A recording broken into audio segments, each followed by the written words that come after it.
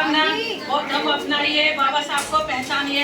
हमें सबको पता है कि जब हम बीमार होते हैं तो हमें दवाई डॉक्टर से मिलती है, मंदिर जाने से नहीं मिलती, ना हमें किसी देवी से मिलती, ना देवता से मिलती। हमें दवाई डॉक्टर देता है और डॉक्टर से ही हम सही होते हैं। अगर हमें पता होता कि अगर मंदिर जाने में दवाई है तो हम डॉक्टर के पास क्यों जाते भाई, है? तो हमें सब कुछ डॉक्टर से ठीक होंगे हम, और हमारे अधिकार भी, हमें अधिकार लड़ने से, हमें लड़ाई लड़ने से अधिकार मिलेगा।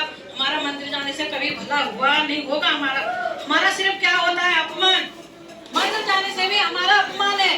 अगर हम कथा करवाते हैं, पंडित में बुलाते हैं, तो पंडित ये पूछता है कि जाति से हो, तो सूखा सामान पंडित ले लेगा, पर खाने का सामान कभी नहीं लेगा। वो नहीं लेगा तो हमारा अपमान है, अपमान है।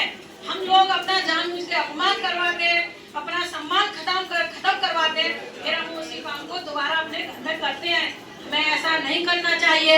अगर हम कोई केस वेस करते हैं तो हम जाते हैं कोर्ट कचहरी। हमें पता है कोर्ट में जाएंगे तो हमें न्याय मिलेगा, वरना हमें मंदिर जाने से न्याय नहीं मिलेगा। अगर मंदिर जाने में न्याय मिलता तो ये वकील इतने कोर्ट में नहीं बैठते कि मंदिर में तो हमारी सारी समस्या हल होनी चाहिए। पर ऐसा कुछ नहीं है।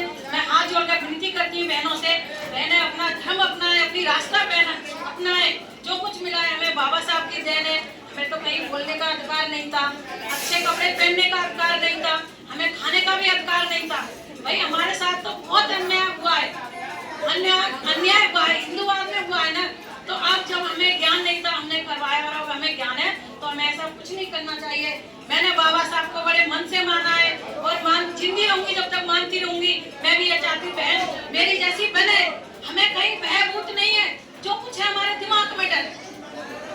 अब ये सोच रहे हमें ऐसी जगह जाएंगे तो हमें ये